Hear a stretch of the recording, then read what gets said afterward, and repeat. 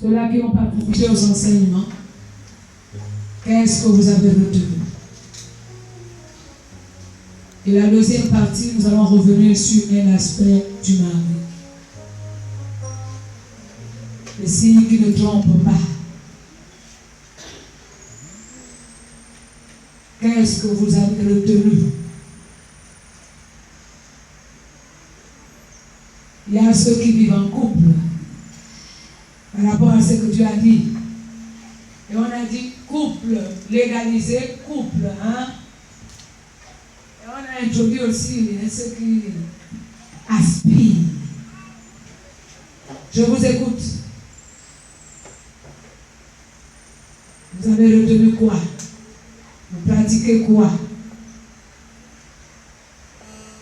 Si on peut arranger le micro, on comprend ici que les musiciens sont les célibataires. Quand on parle de mariage, ils libèrent le plancher. Alors rapidement, on va faire le rendu. Dieu lui a parlé, l'a enseigné. Vous avez retenu quoi?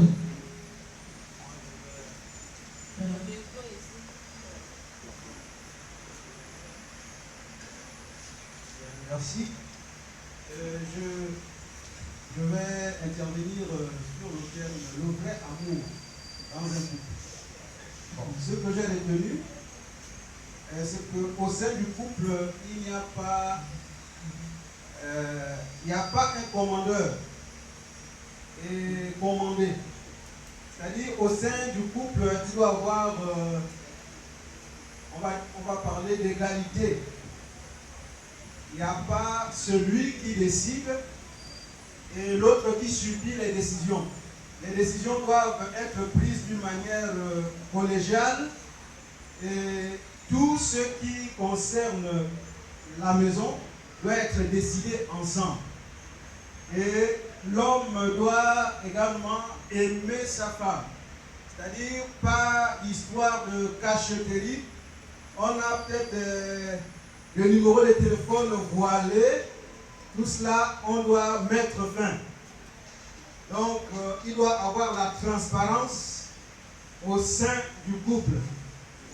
Et autre aspect, c'est la responsabilité partagée au sein du couple. Alors, en ce qui concerne la responsabilité, chacun connaît le rôle qu'il doit jouer au sein du couple. L'éducation, c'est vrai, elle est en première ligne donnée à la femme, mais l'homme aussi doit venir en appui en ce qui concerne l'éducation des enfants. Chacun également doit contribuer à l'épanouissement du couple en apportant, n'est-ce pas, ce qu'il peut dans la maison. Donc voilà en quelque sorte ce que j'ai retenu dans les enseignements qui ont été dispensés.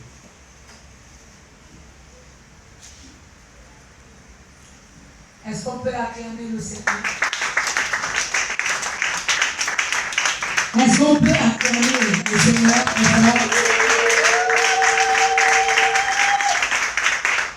Maintenant, quels sont les gens qui le vivent en toute sincérité? Oui, Dieu ne parle pas parce qu'il veut la vie. Il veut que les gens pratiquent cela. Quels sont les gens qui le vivent? Ok, il y a 2 mains qui sont levées, 3e main, 4e main. Est-ce qu'on peut acclamer le roi des rois? Alléluia. Qui d'autre a retenu quoi?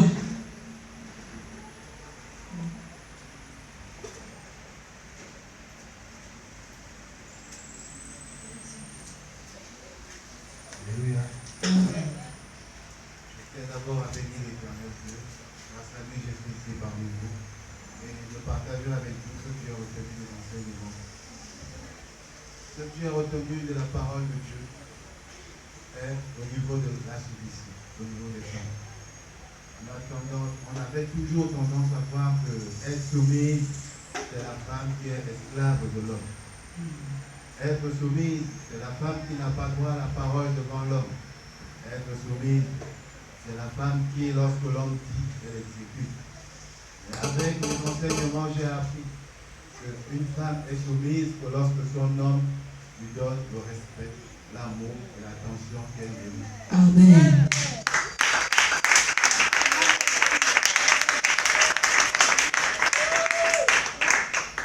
J'ai appris de la parole que la soumission ne naît pas de la femme, mais de l'homme qui l'entretient, qui la garde et qui fait d'elle un exemple pour tout le monde. Amen.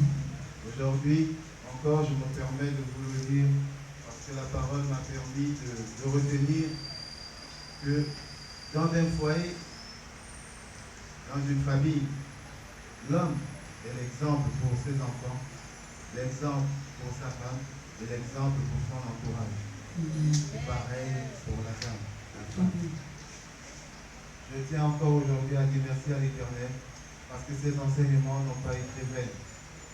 Elles m'ont permis de grandir, elles m'ont permis de m'assagir, et elles m'ont permis aujourd'hui de tenir ce micro et vous le dire, les enseignements du deuxième culte de dimanche concernant les couples est très intéressant. C'est pourquoi je tiens à remercier encore l'Éternel et la présence de tous ceux ici, dans le nom de Jésus. Amen. Donc, facilement, on peut comprendre que être macho ne signifie pas être un homme. Il y a une différence entre être macho et être un époux. On a besoin dans les foyers des époux. On n'a pas besoin d'un homme, on n'a pas besoin d'une femme, on a besoin des époux. Non pas parce que j'enlève le critère sexe, non. C'est dans la mentalité.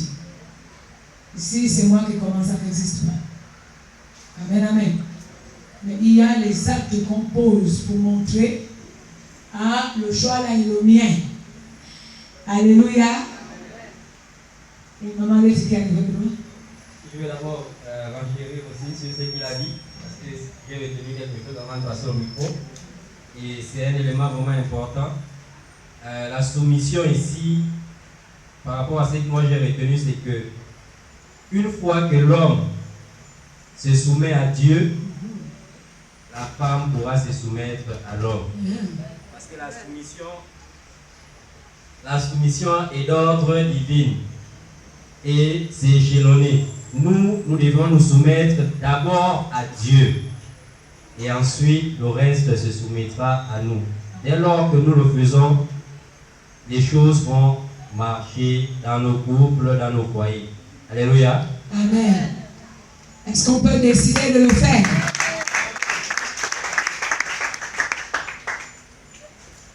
Alors moi j'ai retenu sur le sujet concernant la communion et la communication.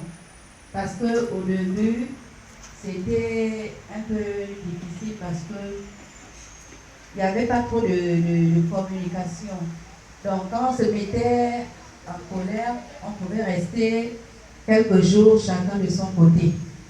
Mais je bénis le Seigneur pour sa parole, parce qu'il y a eu des éléments qui ont fait en sorte qu'aujourd'hui, quand il y a incompréhension, nous n'attendons pas le lendemain, mais quelques temps après, nous nous asseyons pour parler, pour que là où il y a eu zone d'ombre, l'ennemi ne profite pas sur ça. Et autre chose aussi, c'est que j'ai compris que lorsqu'on se met en couple, on ne se met pas en couple pour vouloir être heureux. Mais on se met en couple, c'est pour rendre le conjoint heureux. Amen. Bon, ce sont les choses que j'ai compris avec le Seigneur, parce qu'avant, on cherchait à être bien, à se sentir bien, que l'autre nous traite bien, mais je bénis le Seigneur pour sa parole. Amen, amen. Est-ce qu'on peut encore l'acclamer? Est-ce qu'il y a encore quelqu'un d'autre? Et puis on va passer à la deuxième phase. Est-ce qu'il y a des gens qui ont commencé à vivre la communication et la communion? Ok. Maintenant, on va entrer à la deuxième partie. Le diable est jaloux.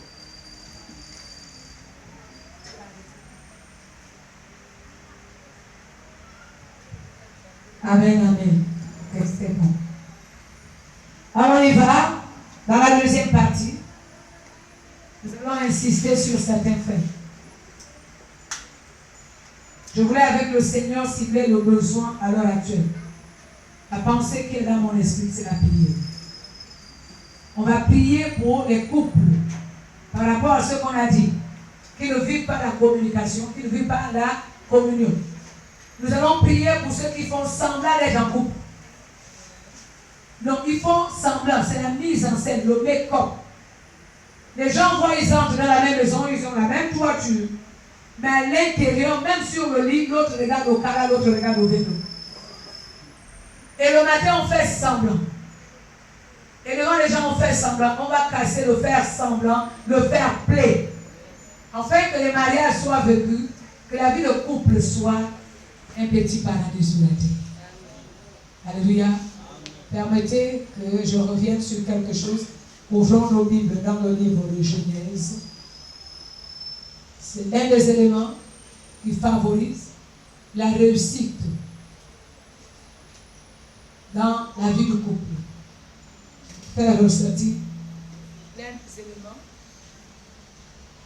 à l'intérieur. Et cet élément que nous allons découvrir va nous amener à trouver la solution pour les gens qui sont dans la difficulté.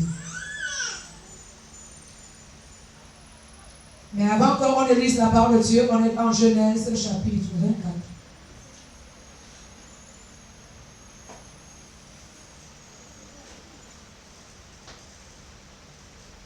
Genèse chapitre 24.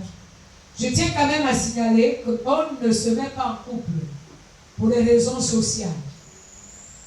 Je vais expliquer ce que c'est les raisons sociales. Bon, mon frère a déjà la femme.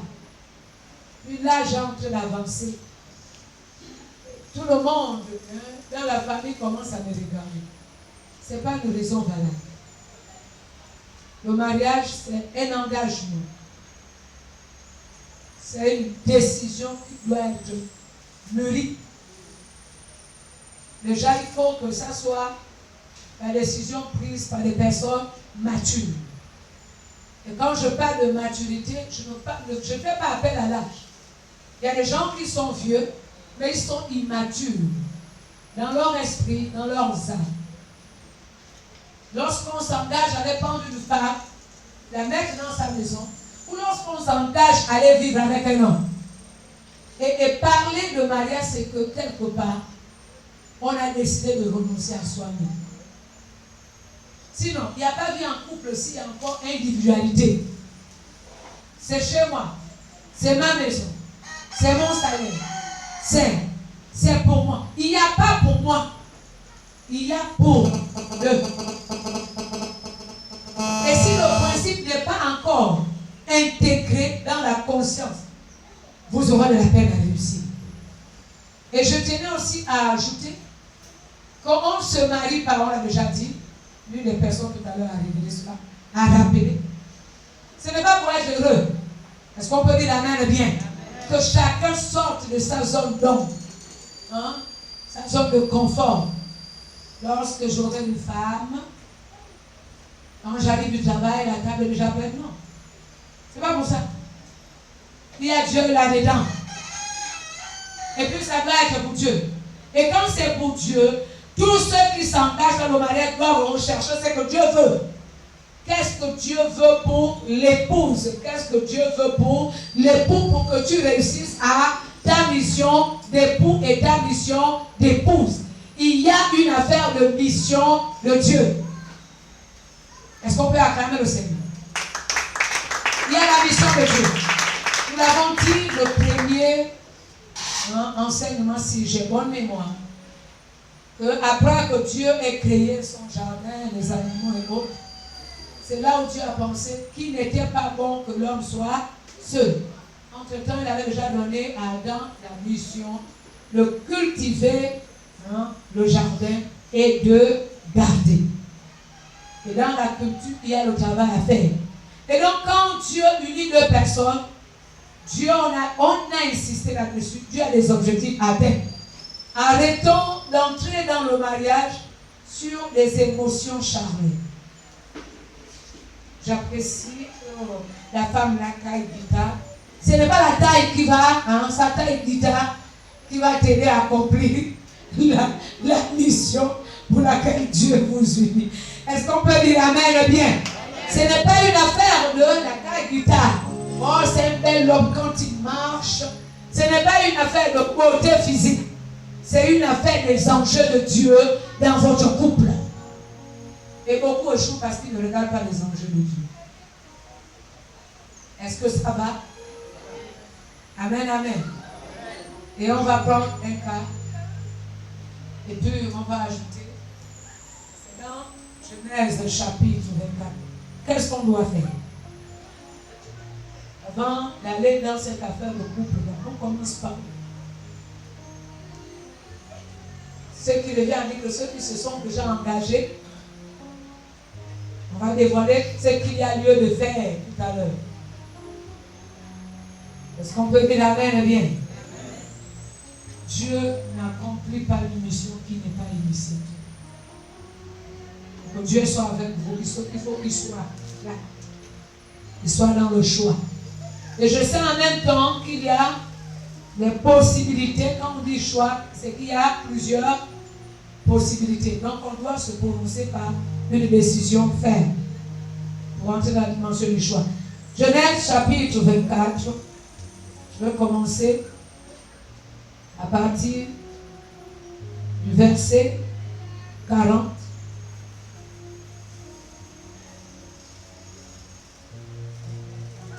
J'ai lu la parole de Dieu. Et il m'a répondu, l'Éternel,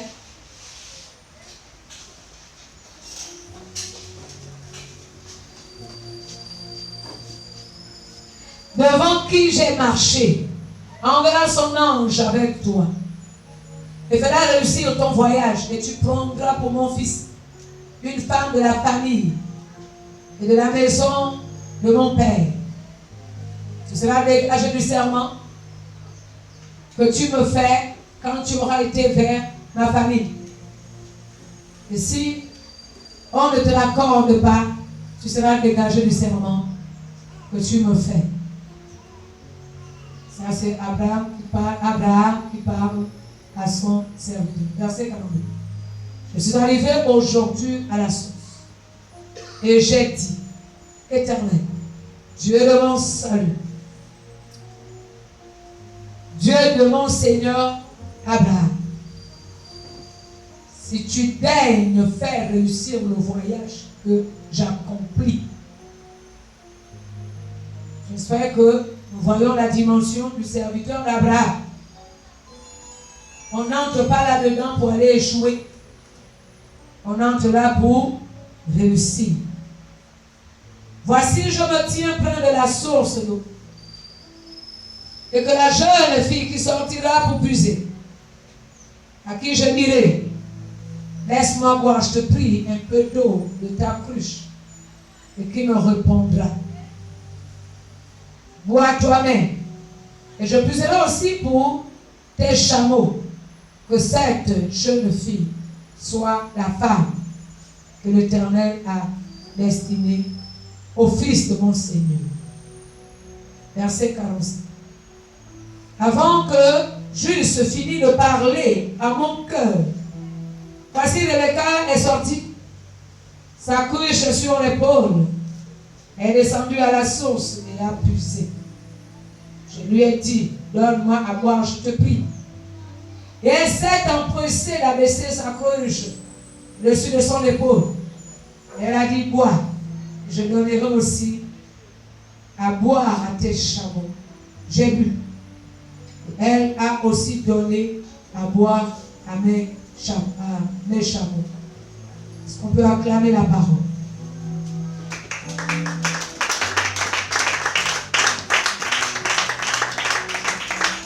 Je vais ajouter un autre passage. Veuillez vous asseoir.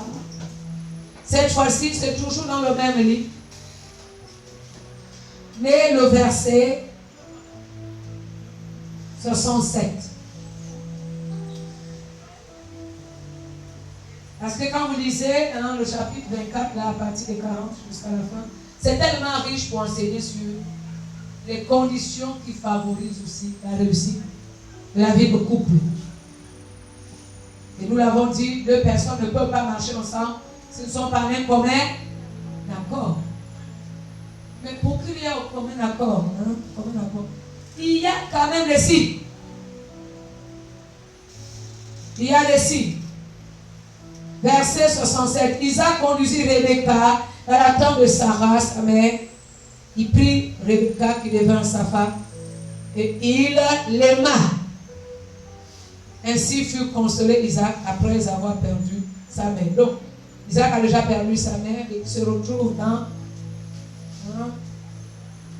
les émotions nocives, émotions, douleurs. Quand on perd un parent, c'est difficile. Donc, il fallait une consolation. Et nous l'avons dit au début, que l'une des fonctions du mariage, c'est non seulement la complémentarité, voilà pourquoi il fallait reconnaître la valeur de l'autre. Ça, c'est obligatoire. Je m'attendais à ce que les gens le disent. C'est obligatoire. On doit reconnaître la valeur de l'autre. Mais il y a aussi la consolation qui fait partie des fonctions du mariage. Je me répète. Le mariage a pour fonction, première fonction, c'est la complémentarité. Il n'est pas bon que l'homme soit seul. On doit se compléter. Monsieur, madame, il n'y aura jamais un homme parfait, une femme parfaite. Il y a un homme qui a les défaillances que la femme vient compléter. Et il y a une femme qui a la défaillance que l'homme vient compléter. Mathématiques résolues. Est-ce qu'on peut acclamer le Seigneur? En fait, si on parle là de Dieu, n'est-ce pas? Si Dieu voulait faire des supras, il aurait dû mettre toutes les capacités en là. Il n'aurait pas besoin d'une aide semblable. Et ce n'est pas une aide différente, c'est une aide semblable.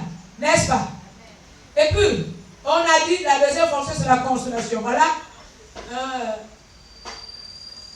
Isaac, sa mère est déjà décédée. Mais il faut. La personne qui remplace la mère. Que les mamans écoutent. Que lorsqu'on vient en mariage, on vient jouer le rôle de mère. J'ai fait le constat, quand l'enfant se met à pleurer, s'il est dehors, il aura tendance à courir, aller se jeter sur les cuisses de sa mère, là où il y a la sécurité. Et là où on est à l'aise. Ce n'est pas de ça que je veux parler.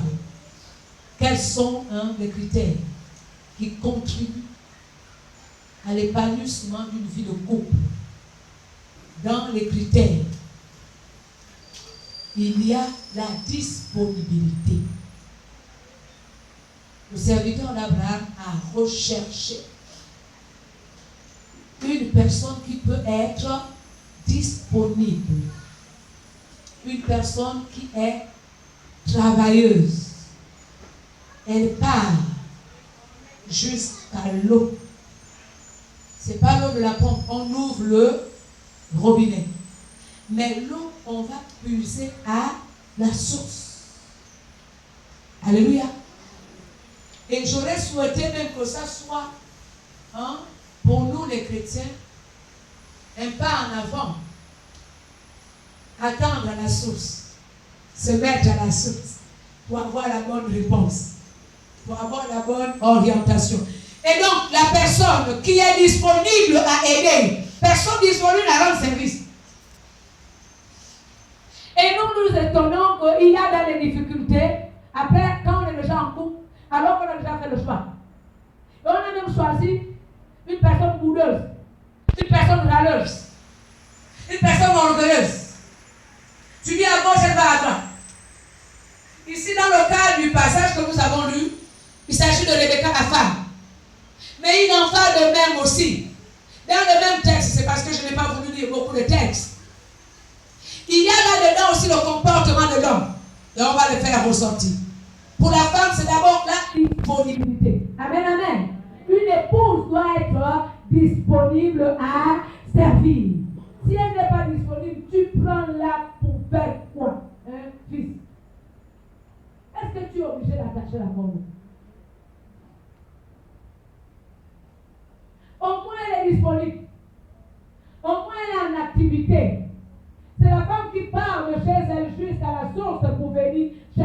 l'eau. Celle qui est capable de trouver de quoi satisfaire sa maison. Ce n'est pas celle qui attend, qui se contente de tous les services qu'on lui rend. Quelles sont les conditions? Disponibilité. Disponibilité pour la femme. Parce que l'homme qui a trouvé la femme a trouvé le bonheur. Mais qu'est-ce qui se cache derrière le mot bonheur? Elle est disponible. Elle est travailleuse. Elle s'est déplacée. Elle est en action. Deuxième condition, elle est bienfaisante. Là, ce n'est pas l'hospitalité, c'est la bienfaisance. C'est seulement le serviteur d'Abraham qui a demandé de l'eau. Et puis, voilà comment elle donne l'eau au serviteur d'Abraham. Elle dit, je vais donner aussi un chameau. Le serviteur d'Abraham avait fait le voyage avec le chameau, n'est-ce pas? Je vais donner aussi au chameau. Une femme qui est capable, non seulement de te rendre les services à toi qui es homme qui va l'épouser, mais qui est capable aussi de rendre service à ta famille. Non pas en qualité d'esclave, mais parce qu'elle doit le faire. Déjà dans la Bible, il dit honore ton père et ta mère, n'est-ce pas? Quand quelqu'un épouse la femme, en fait la femme intègre la famille. Donc la famille du mari devient sa famille. Et quand les femmes vont créer les antécédents avec la belle famille, elles s'exposent, elles se livrent. Et elles attirent la malédiction sur le mari, elle-même et les enfants. Je vous dis, prenez seulement un exemple. Une femme qui maltraite la belle famille, vous allez voir que dans sa maison-là, il n'y a pas de paix. Je ne mens pas, vous avez. Je ne mens pas. Et on va se rendre compte que même la vie des enfants tourne en rond. Le serviteur d'Abraham, un homme averti, arrive à la source. Notre source, c'est la parole de Dieu. Notre source, c'est Jésus-Christ. Tu veux t'engager, mais prends au moins la peine de demander à Dieu. Et demande des signes au Seigneur. Il faut que ça soit non pas une belle femme de figure. Il n'a pas mis l'accent sur la beauté de Rebecca, mais la femme qui viendra puiser l'eau. À qui je vais demander sera disponible de me rendre le service. Et qui me rend service, qui rend aussi le service au chameau. Avant qu'il ne termine, Rebecca est déjà arrivée. Toutes les fois qu'on demande le signe à Dieu, il accomplit. Les gens n'aiment pas ça. Parce que le cœur s'est déjà attaché. Quand tu m'as dit, Seigneur, est-ce que c'est la femme que tu veux que j'épouse? Et que Dieu dit, c'est pas celle-là. C'est pas mon choix, tu vois. Je connais un homme de Dieu qui a ruiné sa vie. Mais les deux se sont séparés, peut-être trop tard. On n'a pas besoin de se séparer quand c'est tard. Quand c'est là la vieillesse. Bon, c'est pas de la séparation que je suis venu parler. Amen, amen. Je parle des conditions qui favorisent une vie de couple équilibrée. En amont, on doit rechercher les qualités. Quand il s'agit de choisir, tu choisis quoi? On ne choisit pas la belle beauté, teint clair, teint noir. Oh, grande taille, portée. Oh, je veux une femme taille guitare. Et la femme dit, je veux quelqu'un qui marche comme le chat. Il est trop élégant. Ça là, ce ne sont pas les signes qui favorisent votre vie de couple. Parce que quelqu'un peut être beau de figure, mais dans le cœur, il y a la méchanceté. Et quand vous vous associez, la vie sera impossible. Et puis on va appeler les gens pour venir prier, on va venir prier, on va aller voir le pasteur. Le pasteur, est-ce que lui, il est en amont? Oh Dieu, oh, il est en ta main. Est-ce que tu avais appelé Dieu en amont? Bon, il y a des couples qui se sont déjà constitués avant de venir à l'église. Ils ont amen bien. Amen. Ça n'empêche pas qu'on aille voir le Seigneur. Alléluia. Il y a des signes qui ne tombent pas. Et donc nous disons pour les hommes, au moins, la disponibilité. Elle est disponible. Elle se met au service. Alléluia. Sarah appelait sa femme, son mari, Abraham, mon. On va insister sur ces mots. Et puis nous allons prier. Et rassurez-vous, au cours de la semaine, nous aurons un temps de jeûne et prière. Les couples vont se mettre dans le jeûne et la prière. Priez pour vos familles. Disons Amen et bien. Verset 45. Voilà ce qui va se passer. Avant que juste finisse de parler à mon cœur, voici Rebecca est sortie. Sa cruche sur l'épaule. Elle est descendue à la source. Et elle a puisé. Et je lui ai dit, donne-moi à boire, je te prie. Oh, merci Saint-Esprit. Et elle s'est empressée d'abaisser sa cruche du dessus de son épaule. Et elle a dit, bois, et je donnerai aussi. Alléluia. Alors vous les hommes la recherchez, non pas la femme qui vient diviser la famille, mais celle qui prendra au soupçon. Je ne suis pas en train de dire aux femmes, bosser la porte devant la belle famille. Tu peux bosser la porte autant que tu voudras. Si les gens ne t'aiment pas, ils ne t'aimeront pas. Mais je suis en train de dire, quand tu aimes ton mari, tu lui rends des services, rends service aussi à sa famille. Tu ne rendras pas service à la belle famille qui t'aime. Mais tu rends service parce que la Bible nous recommande de le faire. Et c'est même dit, si ton ennemi a faim, tu fais quoi? Donne-lui à manger. Si ton ennemi a soif, tu fais quoi? Donne-lui à boire. Et donc, dans la vie de couple là, il y a la famille aussi qui est engagée là-dedans. Alléluia. Et lorsque toi tu fais les œuvres de bienveillance et bienfaisance vis-à-vis et du mari et de la famille, Dieu, le juste de tous les justes, jugera à ta faveur. Et même si les gens se mettaient à te refuser, Dieu te bénira en retour. Mais ce qui est dangereux, c'est que tu maltraites et le mari et la belle famille au point de s'attirer la malédiction sur soi. Honore ton père et ta mère. C'est une loi, c'est une sommation, c'est un devoir. Et avec une parenthèse dans ce verset, nous savons là où le verset se trouve. Amen, amen. Qui l'a déjà lu? Levez un peu la main. Pour quand on est de la parole, nous condamne là, on est le vite, même le vite que j'ai déjà lu.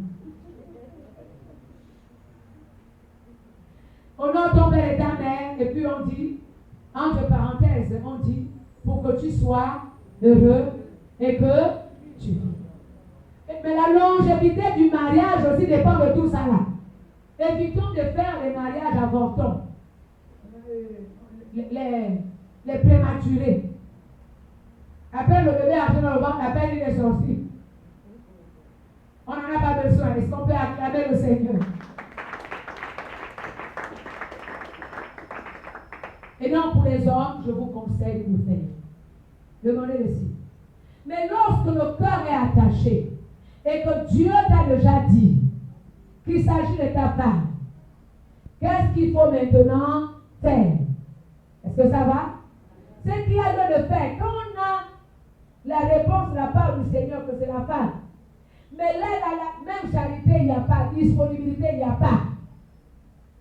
Toi, l'homme, tu dois payer le prix dans la prière. Seigneur, voilà la merveilleuse épouse que tu veux. Éternel, change son cœur, change le caractère. Touche. Que les hommes disent Amen. Cela ne veut pas dire qu'on doit aller critiquer. Non.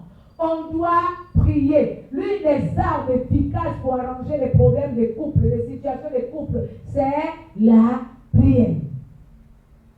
Dieu qui l'a créé, c'est quel est le caractère. Dieu connaît même pourquoi le caractère est tel que toi tu vois. Dieu seul est capable, par l'Esprit de Dieu, à transformer les corps de pierre en corps de chair. Et le même Dieu capable, par ton Esprit Saint, à transformer les corps de pierre en corps de chair, est capable de transformer le mauvais caractère en bon. Est-ce que ça va? Est-ce que les papas me suivent?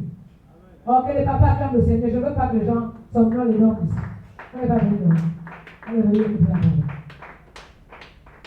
c'est tout. Et les mamans acclamaient un peu le Seigneur.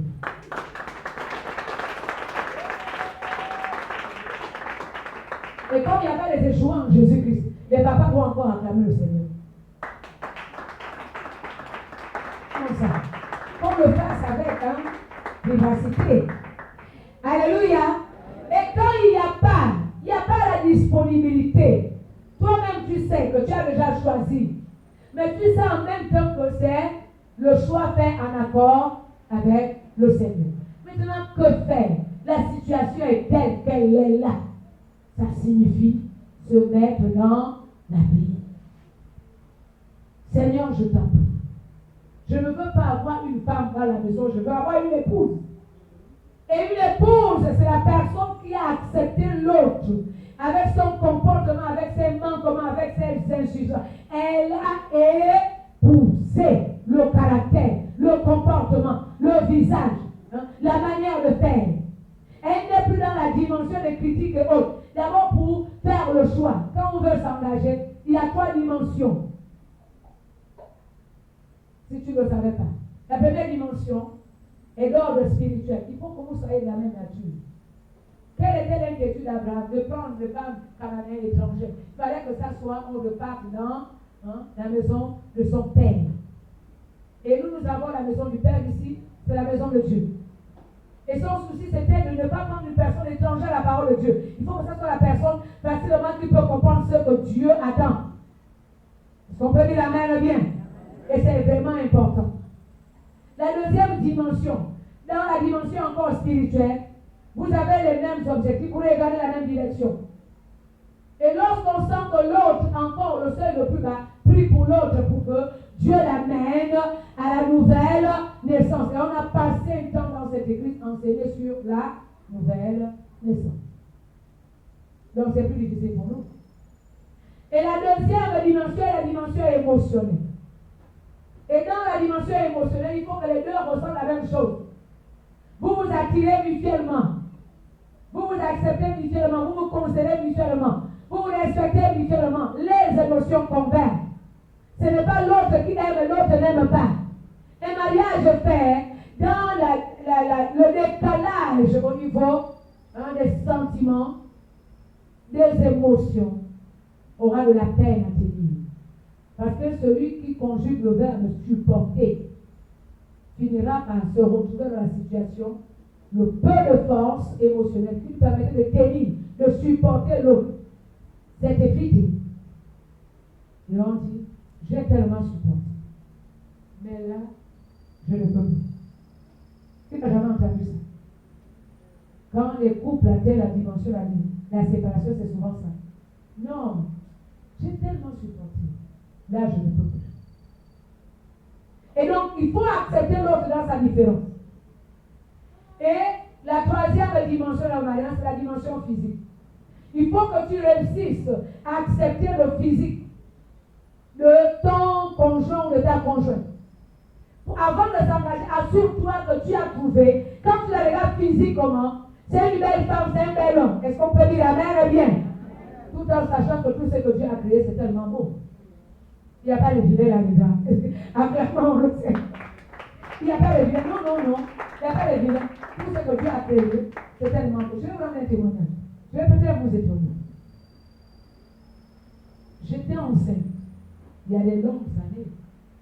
Les femmes enceintes ont des envies bizarres. Et parfois des goûts bizarres. Le phénomène, je l'ai vu. Vous voyez quand on présente Michelin, le dessin de Michelin. Je ne sais pas si c'est lui qui a inventé l'affaire des roues. Mais là où il y a la roue, on va présenter Michelin. Il y a un dessin.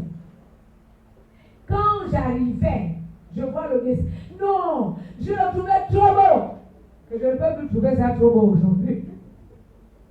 Mais c'était tellement beau à mes yeux. Est-ce qu'on peut dire amen bien? Et donc quand on regarde quelqu'un, la petite taille peut être un canon de beauté. La grosse tête peut être aussi un canon de beauté. On s'engage avec la personne qu'on apprécie son physique. Disons amen bien. Et c'est la dimension physique. Non, Il est tellement beau, avec son sourire. Il est tellement avec sa grosse tête. Et Dieu fera en sorte que tu trouves que c'est tellement extraordinaire. Oh, acclamons le Seigneur. Ce n'est pas on s'est déjà engagé. Et puis au-dedans le soir, on se dit, yeah. Quand mes parents vont voir, là, ils vont même se montrer. Seigneur. Je ne veux pas aller le présenter. Et pendant le temps que tu le fais, non seulement psychologiquement tu es bloqué, mais spirituellement, tu es hors de la plaque. Et ça là est une porte ouverte que le diable vienne agir.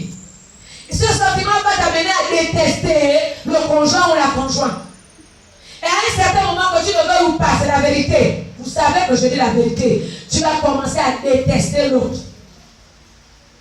Et l'amour s'enfuit par la vérité. On doit apprécier l'autre. Amen, amen, amen. Il y a quand même un canon de beauté. Alléluia. Petite taille. Oh, bouteille de gaz. Mais bouteille de gaz devrait être un canon de beauté. Waouh. Sa petite taille, comment elle est bien, pleine d'odeur. Et tu apprécies au fur et à mesure que tu le fais. L'attachement à la personne sera facile. Je reviens à ce que nous étions en train de dire. Le serviteur là-bas voulait seulement s'assurer.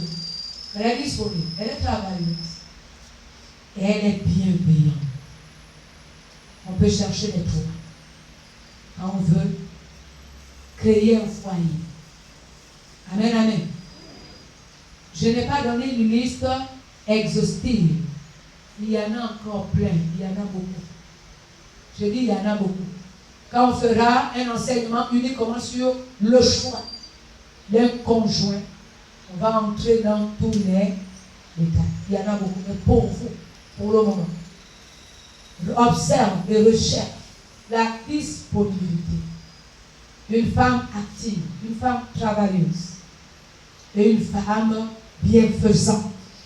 S'il n'y a pas ces qualités en elle, frère, débrouille-toi dans la prière. Dieu est celui qui crée. Il n'a pas cessé de créer. Alléluia. Maintenant, pour les femmes, qu'est-ce qu'il faut rechercher chez un homme? Ce n'est pas sa poche. La maison. La belle maison carrelée. Il y a même les carreaux bleus de l'extérieur. C'est pas ça là que va attirer une femme. Si tu veux être à l'abri. Une femme recherche aussi des qualités. Je vais demander aux mamans de le faire. Et s'il n'y a pas dans la vie de ton conjoint, prie. Et le Seigneur, qui est capable de changer le caractère, qui continue à créer même jusqu'au moment où nous parlons, est capable de créer cela dans la vie de ton homme. Observez le verset 45. Quelle est l'attitude de celui qui vient chercher une femme ici? Même si l'autre était de la famille, mais supposons que c'est un homme lui-même qui vient demander la femme en mariage. Qu'est-ce qu'il doit avoir? La première chose à rechercher chez un homme,